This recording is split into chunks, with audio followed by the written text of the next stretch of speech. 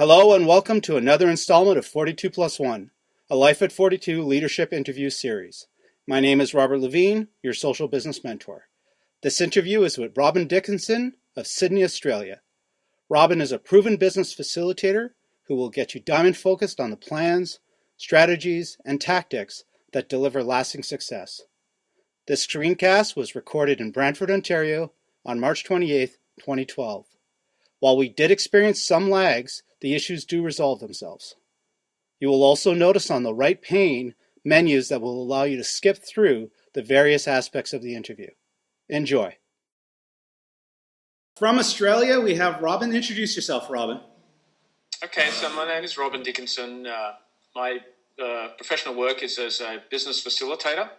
So what that means is facilitation in the widest possible sense. I work with a full range of organisations from very large Fortune 500 through to what we call the micro entrepreneurs in really helping them focus on what works. So what that means for a very big company is usually a room full of senior executives taking a strategic plan and making it operational through a workshop situation, not unlike we see here now with you all there sitting in the room.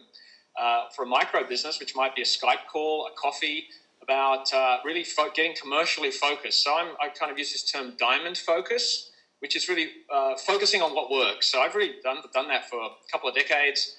It's sort of all I do. And anything that goes out of that diamond focus, I'm like flopping on the sand with. So it'll be a pretty focused discussion, I hope. Yeah, and as we talked about yesterday, we're going to kind of break this up into kind of two topics. One, a bit about the telecommuting aspect, because one of the wonders here is that I'm in Brantford and you're in Sydney, if I'm not mistaken. That's right. Yeah, and the second half we'll kind of talk more about the management consulting, and we have people in Brantford as well that are listening in, and there might actually be another person from Australia that might log in at some point in time. So, Robin, you and I kind of had an interesting introduction to each other. We had been following each other on Twitter for a while, but it was literally a tweet on December 24th of a few years ago that really galvanized our relationship. Do you want to maybe talk through that a bit? Yeah, I think the context I really need to give is I'm only online for professional reasons, for commercial reasons. And having been in your own business or one's own business for such a long time, my business is in the outside world. And it even seems strange now, having operated online and met people online for the last couple of years. It seems very strange to even make the distinction. People talk about the real world. Well, this is the real world. You're real, I'm real, and digital is real. But I guess what I really mean is sort of the offline world versus the online world. So as managing director of my own company, not to sound too big company, but part of commercial focus is detaching my personal self from the business in terms of roles. And my CEO said to my employee, that was me talking to me, if that makes any sense, if you're going to go online, it's got to be commercially effective, because we don't want to take your salaried time, the investment that the shareholder, which was also me, this big schizophrenia thing, going multiple personalities of business, right? The shareholder needs to get the return on the investment. So it says to the CEO, keep giving us that return on that investment, which is the equivalent of a salary and the profit and bonuses. They all say to the employee, this is the work you're going to do to operationalize the plan. Now, very simply, that meant that for me to go online on behalf of my company, had to really find a way that makes commercial sense in all ways of that word. And so I said to myself, let's explore, experiment. So I actually scheduled in a certain amount of time every week to be experimenting, to get down and dirty with all the platforms, to make mistakes, and to be able to report back some degree of learning from a commercial point. Now, I'm often called the sort of the anal guy or the party pooper when it comes to online, or Mr. Serious, or that's not the case at all. And if you spend any time with me, well, you probably will find that. But as a human, I never confuse my hobbies, my fun, my passions, and all that sort of stuff with my commercial responsibilities to my company. So if you're thin slicing my online strategy, it's purely commercial. That doesn't mean to say we can't have a lot of fun online and share our family and photos, but that's just not my mode. Mm-hmm. So we met because I had been experimenting with community building and on a blog, and had really wanted to start finding overseas contacts and start doing a collaborative project. So I tweeted out that I wanted to put a short film together, a creative project, as a way of pulling people with different multifunctions, talents together into a project that had a definitive goal, had a short timeline. So this was an entry into what's called the Tropfest Film Festival in Sydney, which is an internationally renowned short film festival. Put an entry in and see if we could manage that sort of global virtual. So I put out a tweet saying, basically, this is what I'm doing, who's in? And Robert from Canada, Selçuk, who's a Turkish guy living in Stockholm, and Catherine White, who spends a lot of her time in New York as a photographer, within about 2 hours had all responded, sort of, I'm in. And long story short, 10 to 12 days later, depending on when you measure the start point, we had a short film done that had was edited, fully edited, that was race ready for the film festival, had a soundtrack written and produced between Selçuk and myself in Sweden. And we had the bizarre scenes where he would be, it'd be early in the morning in Stockholm. And he's a musician and he's got his music studio. Now, Selçuk is, he was a molecular geneticist who was working in Stockholm Hospital on research, and he was working in the field of myocardial infarction, or, blocked arteries. And he would literally have to go in and take tissue samples of people who just had a heart attack. And so often when I would be on Skype with him when we were doing a session for the soundtrack, he would be in his garb. We did a full, ER garb and stuff, and have literally just come out of the intensive care unit.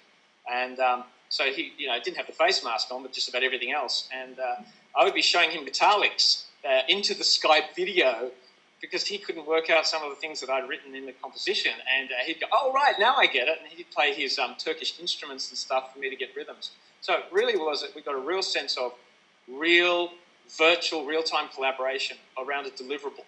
Now, that wasn't commercial, but that was, in the context of what I was saying, was exploring the notion of global collaboration. Yeah. Because this regional thing, to me, is a great limitation in we've got all this technology and we've got collaboration. Now, Robert, you and I have become good friends. We don't know each other than through pixels, so... and sound, right? But in the human flesh thing, we don't have that experience. Yeah, we don't have we trust each other. Yeah, right? exactly. We don't have the protein. But I think to your point, because it was such a short timeline, it was a very focused deliverable. It was the ultimate in collaboration because you literally brought a group of people that were already engaged. You had a layer of infrastructure.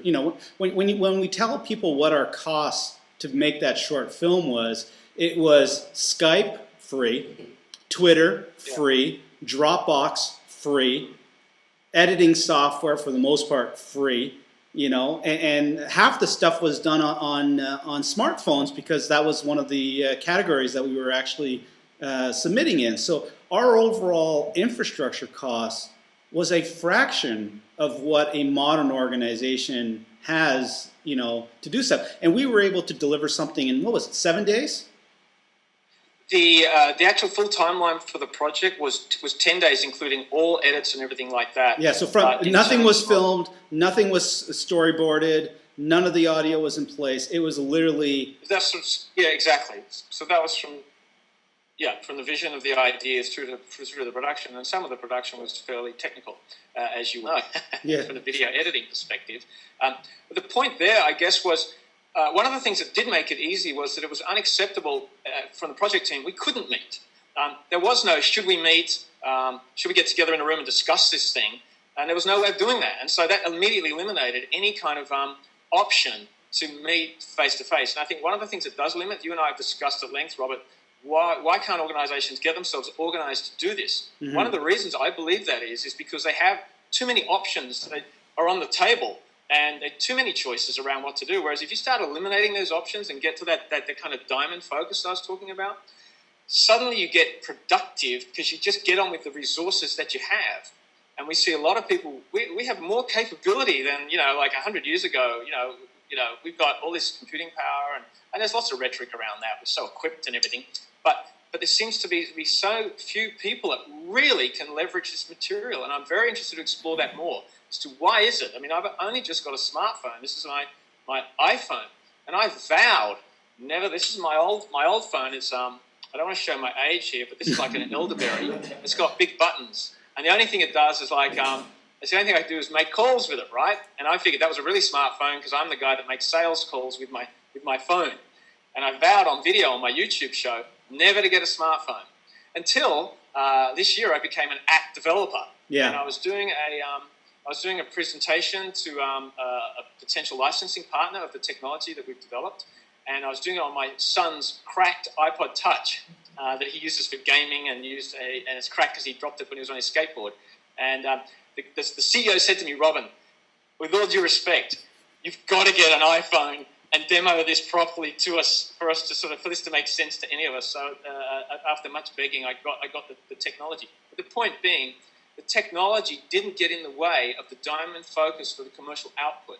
And I do think this is a sweeping generalization I made, but one of the reasons I think we're not more productive and don't leverage like we did on that Tropfest thing is because with too many choices, too many shiny things in the grass, too many technologies, too many technologies. It looks like we might have lost Robin there for a sec. Let's kind of back up 2 steps, and we kind of left off on the point of people have too many options. And I think one of the things that I found as well is in most organizations, when they're local, they're kind of forcing people to work synchronously. So everybody has to be there. When we were working, it was very much an asynchronous model. It'd be a scenario where, there was a 12-hour difference. We would have a chat. You'd go to bed. You'd wake up. There was the iteration. You'd work with it. So we were kind of following the sun as we were working as well. And there was some definite advantages there as well. Well, that productivity worked across 3 time zones. So you literally had a full 24-hour work day.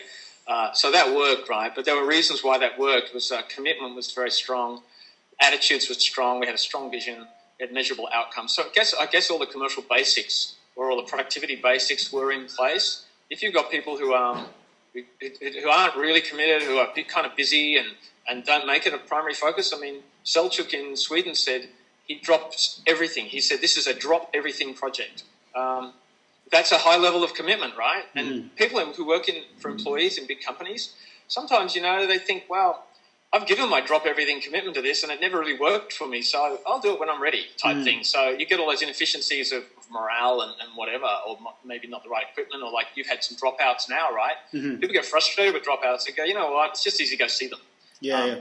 Or not do it, So you need a little bit of forgiveness there in the sort of need to persist through the inefficiencies of technology, because it's not perfect, is it? No, and I think, we definitely struggled on a few things because we were actually trying some technology. I remember you threw me an idea saying, Rob, I'd like you to use this, and by the way, here's the software that we'd like to use, and I hadn't even touched it. So, we were introducing some brand new technology in our efforts as well, and as you say, by having that diamond focus and truly, I think the real power was the fact that we truly had engagement. We had collaboration. It was, more so than just what most organizations have. So when we think about the idea of telecommuting, which, whether or not it's global or local or whether or not it's 2 hours away, from your point of view, what are some of the things that organizations, and I know you touched a bit on it, what are some of the things that they should really relook at to really tap into whether or not it's a global market for staffing or just tapping into some of the best of breed that's out there?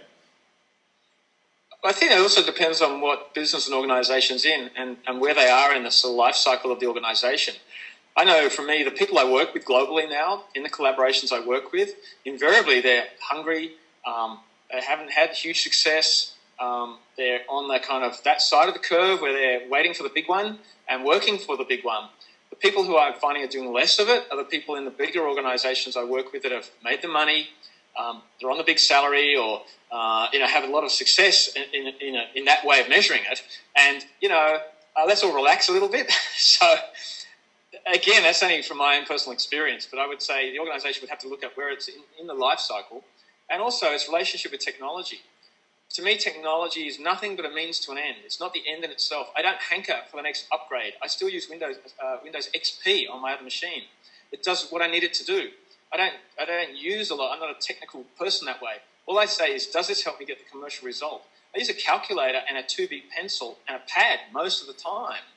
Why? Is that because I'm old, an old crusty old guy who's not interested in technology? Well, maybe a little bit of that. But also, I just get the result I want with the tools that seem most appropriate. That said, we still pulled off that collaboration, and I'm using that model more now. So organizations would probably need to look at, in that relationship with technology, being really honest with that. Have we become sort of tech end centric as opposed to the outcome that we're after centric? And I've seen big companies build all sorts of tech hubs, and we're going to go online, and we're doing all this stuff. But really, at the end of the day, it was just a shiny thing in the grass, and it wasn't linked into the way they do their business, and didn't have an outcome, and it forgot about humans as well. Yeah. Nothing sells better than a trusted relationship with someone that you can count on. And if technology gets in the way of that, here in Australia, for a lot of the telcos, telecommunication providers, they shunt our customer service calls to the Far East, to India, and you dread that if anything ever goes wrong with your mobile phone plan, you dread it because you know you're going to be ping-ponged around through robotic answering machines and end up in a call center with someone in Mumbai or somewhere like that. And, with all due respect to those people who are working their tails off trying to deal with us, Australians who talk in such a strange way, it's horrendous. And the humans got laundered out of that system a long, long time ago. So the telecommuting promise, it's where's the stage, the life cycle of the company, how hungry we are, what's our relationship with technology, and the human factor in that. Mm-hmm. Because I'll only instant message you if I know that it helps our relationship in some way. And it's not just about convenience for me, right? Correct. So I don't know if that makes sense. Yeah, no, it does. I think, it goes back to the fundamental thing that we always bring up. It's culture over technology. The culture enables the collaboration, the technology supports it, not the other way around. And the other factor I'd say is I have a large project on at the moment where I'm studying the influence techniques, the sales techniques, the marketing techniques of technology providers, because I'm fascinated how they do such a great job. How on earth do you get human beings queuing up out of stores overnight, spin and publicity aside, for a piece of steel with glass on it? And that's not lost on me. Stock prices are at an all-time high, etc. So as a deconstructor, my background in science, I'm always interested for my clients to know where's there's an edge in there. And one thing's for sure I've learned out of this 3-month project, there's a massive influential gravitational force for people to feel somewhat less human unless they have the latest piece of technology, unless they have the latest upgrade. And the commercial guy in me loves that model in the sense that it keeps generating demand and keeps those businesses going. But for the users, we almost need to be able to sort of protect ourselves. And again, I don't want to overstate it because we've all got, we're rational people, we can make good decisions. But there is a strong force that aimed at you to get you to coin out for everything in those spaces. Yeah. And I see too many small business people who are going bust, who don't understand the concept of margin, who don't understand the concept of running a P&L, going out and getting an iPad, and over here to get a decent one, you spend $1,000. And that $1,000 should have gone into PR for demand generation, or that should have gone into allocation for the taxes that were due, or should have gone into paying off that accountant bill that was 90 days overdue, right? Mm-hmm. But I don't want to sound like the party pooper. No, but what I'm saying is the logic was so compelling for them to go and get that iPad to feel something, as opposed to taking commercial responsibility. And that's a very tough call. And I think that, this kind of leads into when we talk about the SMBs and where the advantages that a lot of the SMBs have is there's so many freemium options that are out there that they're not necessarily having to go off and spend that budget on the tech. They're able to get the basic tools for free and then take that money and spend it where it's really wisely spent, whether or not it's on training, whether or not it's on the culture, whether or not it's having the right people on staff. And I think that's where the real competitive advantage for the SMBs are in this space right now, is in the old days, you didn't have that freemium model that, like Google Hangout, you can have a 10-person video conference for free. You know how many small businesses would benefit from that, right? 10 years ago, that would have cost you thousands and thousands of dollars. But they'll benefit. I will crack test that. CRAP, acronym, check reality and profitability, right? Yeah. I crap test that to say as long as the reasons for having it are strong, the meeting. And I see online, an awful lot of my clients hanging out, and it's mucking around online when I know they need to be ringing clients. You're right. Or doing something. And it's an unpopular discussion because online there's this wonderful feel-good of sentiment and everybody's liking each other and being nice. And that's wonderful, isn't it? But for the business people in there that are suffering, it becomes an escape mechanism for a cover-up for other things. So technology is there, it's free, it's cheap, as long as it's not undermining the profit-building necessities of a business. Again, I speak purely as a commercial guy.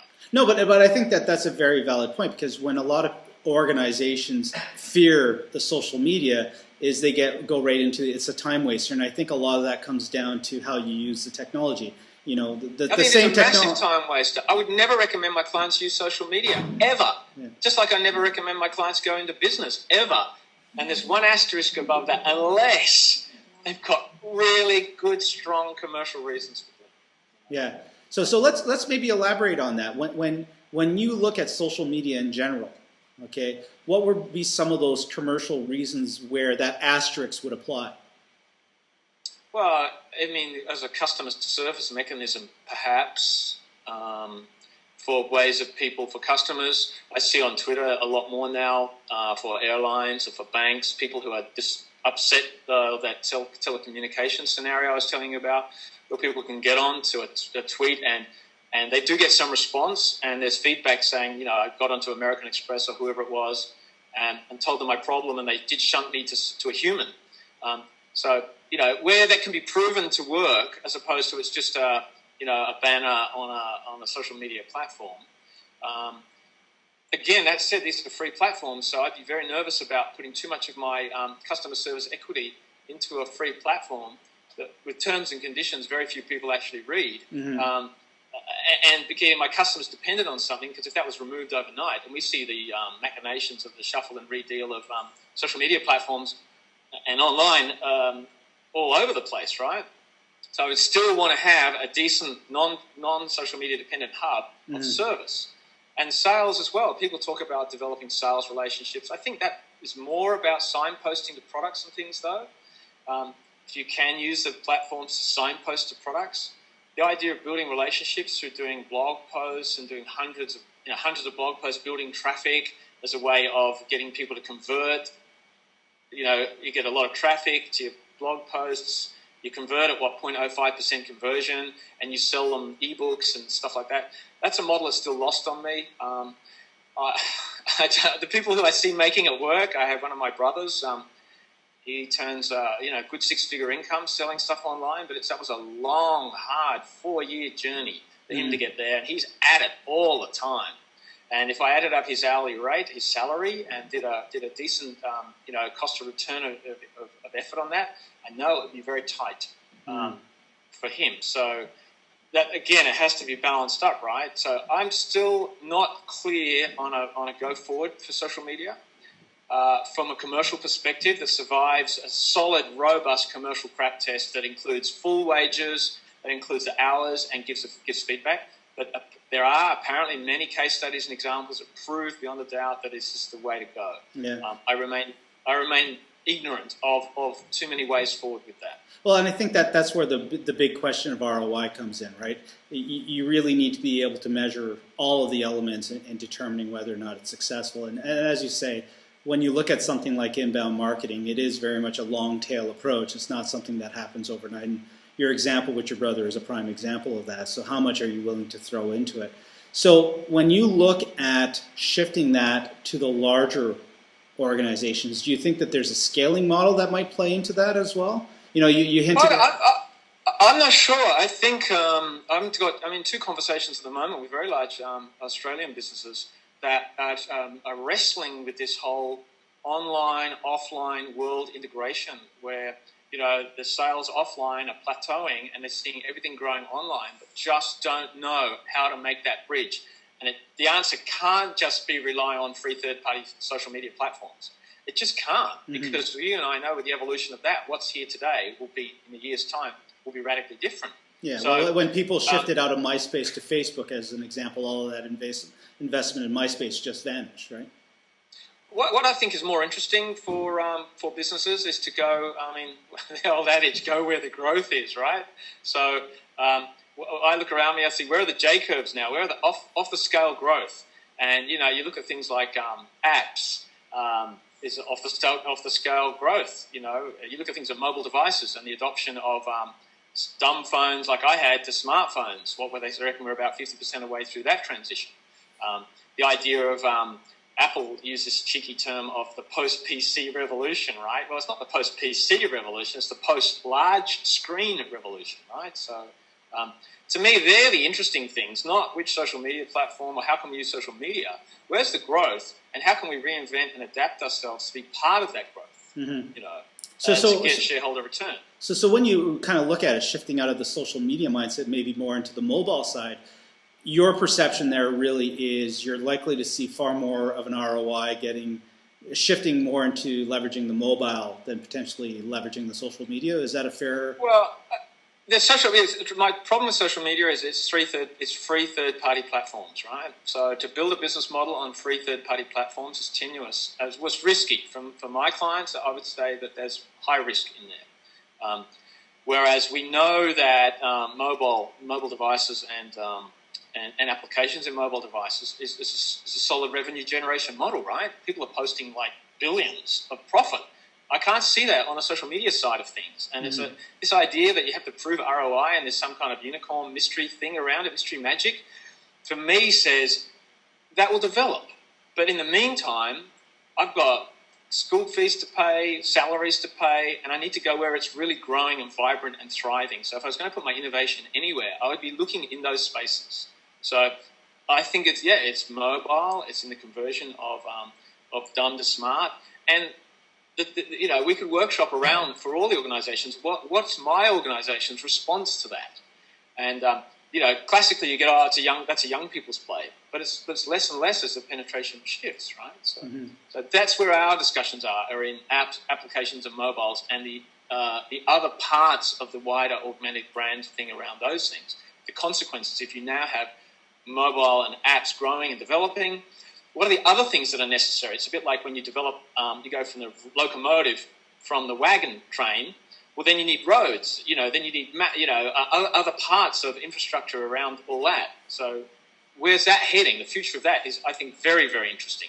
And you can see straight away with applications, the filtering through applications and getting assessment of applications becomes, even curation of applications becomes very much more important. You know, you can't just have a billion apps, for example. And I'm not saying everyone go and develop an app, because I think unless you've got a robust reasons commercially to do that, then you should do that. I think no. But look for how you can reinvent around that space. I'm not being too specific. No, I understand what you're saying, and maybe I just want to take it back one step, because if I also understand what you're saying about the social media aspect is, don't put all your trust in the freemium apps, as it were, but use it as a way of pulling a community into something you have control over. Like, you know, people always said that there's a post I read earlier, you know, why blogging is still more better than a Facebook, because you have full control of your blogging platform. You don't necessarily have access to what Facebook, you know, we've just done the shift to timeline and stuff like that. But if you're using Facebook as a way of drawing people into your CRM system or into something you control, that's probably much better than saying, I want to replicate my web presence on a site that I don't have control over. Is that a fair assessment? I would think so. And again, I think for everything I come up with, there's always somebody that's got a counter example, so I can only speak to my own commercial experience. And as I say, I remain the stodge in the room. For me, I wouldn't be putting anything that's client revenue critical on a free third-party platform. I want full control over every aspect of what's being rolled out online, and I would only use those free third-party platforms as signposts for as long as they're up. I fully expect them to crumble overnight, any time. And remember, Facebook's a business model, for example. Read the terms and conditions very carefully.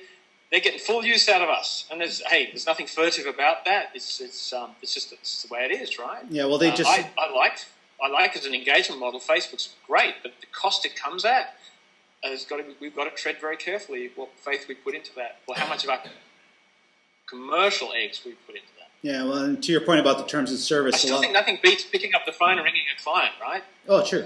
Nothing beats just or doing a phenomenal job and having the clients call you. You know, I think doing brilliant work. You and I spoke yesterday about the phenomenon of erring. Yes, I was going to lead into that. People talk about erring is deviating. To err is to deviate from your true north destination, your pathway. But erring is also things like bigger, larger, faster. It's an incremental better than what you've got. I think the real play is to reinvent, is to create, is to transform. They're all harder to do though because you're into now unknown territory. But huge success can come from in this new pioneering world of mobile and apps and third-party platforms to think differently and to really get to the customer needs and unmet needs and really dig deeper into that space, because I think that's where the opportunity is. It's not to spend more time on Twitter or Facebook or those things. It's to get deeper into, now that we have all this stuff, what opportunities come out of that. And certainly the projects I'm involved with, I'm involved in a very large publishing platform development at the moment that seeks to answer what are the unmet needs of an exponentially growing mobile applied application-centric world. There are answers in there that are very interesting for those who are wanting to be more pioneering and entrepreneurial and not just following everybody else, doing more of the same. Look at the new iPad that came out. It was just erring, right? It was just, and no disrespect to all the great technology and the wonderful engineering, but it was just incrementally better than the previous version. So there's a big plateau going on there now. So their money will be made by penetration and market share, as opposed to redefining markets, which Apple have hung their hat on now for that last 5 or 6 years. So I suspect they're about to go through a period of erring rather than truly innovating. And again, I like their products just like everybody else. So I slightly tongue-in-cheek with what I say. One of the examples you brought up as well is when you're sitting down with the larger organizations. You were saying you had some meetings with quite a few CIOs or whatnot, and you had the bullshit meter. Exactly. Maybe walk me through a bit about that, because I think that's where a lot of organizations aren't willing to actually, especially the larger, more politically centric organizations, tend to just bury their hands on that. One of the things that you tend to do with the larger organizations is call them for what they are, right? Well, I mean, it's much easier for the meeting we were at that you were reflecting on was 30 CEOs from around Australia and New Zealand who have been given growth targets and have their livelihoods linked to those growth targets. So their bonuses are linked to them achieving the growth targets. So people you have a heightened sense of concentration in the room to get the result. And they all wanted to get together and do a crack test, checking reality and practicalities around the business metrics that they needed to achieve. And so in that scenario, you've got people who have to move away from this rigid idea and a fixed position in what they think they should do, and they have to loosen up a little bit and be open more to doing things differently. And the BS meter is that little meter that goes up when people start talking in sort of mystery speak and hyperbole and stuff, but they don't actually say anything. There's no fact about it. There's no evidence-based. It's not the factual truth about what's going on. And what I found is organizations that are under pressure, and even micro businesses are under pressure, start talking less sense and more about hype. And that BS meter goes up and up. Whereas if they have a good look at their last tax return, if they have a good look at their bank account statements, that will tell them the pathway and the truth, the reality of their situation. That cannot be answered just by doing more of the same. And it's a confrontational thing. And as an external facilitator, I'm paid to root that out. And it's not a very popular thing to be. I don't get paid to get liked. Nobody likes it, But we're under pressure now, and it's a time. It's a very exciting time. I don't think there's ever been a better time to innovate, but I don't think it's a great time to do more of the same. Mm-hmm. Well, and I think the biggest takeaway I got from the conversation was that entire get away from the errings. You can err, but realize that if it's incrementally just better. Then the step change opportunity, the sort of bigger prize, you're just going to be waiting on others to do it before you, And I don't think that's why a lot of us got into business. Those of us who are in business didn't get into business just to follow the leader and just along and just sort of bumble along. We got into business because we had a vision, we got a dream, we had a sense of a big prize, we had a sense of, I didn't want to do it that way, I wanted to do it this way and take more control. And that's not about more of the same, is it? I mean, that's how you are, Robert. Mm-hmm, mm-hmm. Well, to your point, it's when you and I have our conversations, it's always great because I'll come at it from one angle, you'll come at it from another one, and it's no side of the coin is the right side of the coin. It's that perfect balance that at the end of the day is, we have our own BS meter when you and I talk, right? You call me on something, I'll call you on something, and it kind of goes back. I'd like to see a little bit more respectful disagreement. I'd like to see a little bit more debate. I'd like to see a little bit more, I think to me, the differences of opinion, the polarity brings to fresher thinking. Again, it's just a personal view. People say great minds think alike. My personal belief is great minds think differently, not to be just for the sake of being different, but you and I have a lot of friction in our way we see things, and I think that, to me, allows a lot more. That friction sparks more fresh outcomes, as long as we don't personalize it. I think that goes back to the trust factor, right? We trust in our relationship, and if you don't have that trust to start with, you're not able to have those conversations. And I think where most organizations fall apart, culturally speaking, is when you don't have that ability to have creative conflict. Very difficult to find in organizations. That's a concept called safe exchange. Very rare, if I've been in the 20 years I've consulted, to find a culture that is safe at executive level for people to say what they really think. I think cultures get a momentum, this is the way we're doing it, and any disagreement is seen as dissension. And there's this kind of what we say in the room and then what we say when we're at the water fountain. And the old facilitator's trick I had, if you want to know what's going on in the room, be the first in the men's toilets with the booth closed at the break. And you'll hear all, and again, I'm not meaning to be vulgar, but you certainly hear what the truth is about the session and what people really think about what's going on. And to me, more of the truth happens outside of this than inside. So I think I hear what you're saying, Robert. I think it's slightly idealistic from my experience, because the truth often is just too hard to confront. And again, the solo business people that ring me up and say, you know what, I'm going back in to get a full-time job, or I'm going on unemployment benefits because I just can't make it work.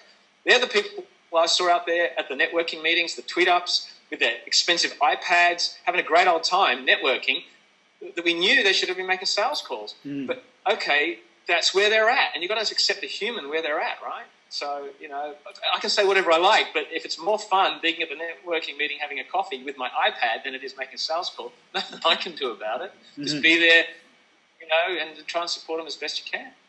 Okay, we're at the half-hour mark, so what we're going to do is I'm just going to wind it down, and we'll open it up to the Q&A for those that are in the room. Do you want to have anything to add at the end there, or anything? No. Only that you take listening to Robin Dickinson's a bit like eating seafood. You take the bits that are worth anything, if anything, and you throw the rest in the rubbish bin, the claws and the scales and all the rest of that. So as much as I want to be, I love being part of this, I don't take myself too seriously. So well, I've been fortunate to see both sides of your personality, because there's the business side of you, and then there's also the artist side of you. And I think the artist side of you tends to be a lot less, as you say, less anal, and I get to see both sides whenever I'm dealing with you. So I know who I'm talking. Going back to what you're saying, you got the multiple personalities in your head. You got the CEO, the employee, whatnot. And when you talk to Robin Dickinson, you're talking to multiple people at the same time, and that's why I always love our conversations, because you are getting multiple insights in that dialogue. So I want to thank you again, Robin. I'm just going to shut it down here and it'll take a few seconds, and we'll turn it over to the Q&A. Okay? Yeah, brilliant. Thanks. Take care.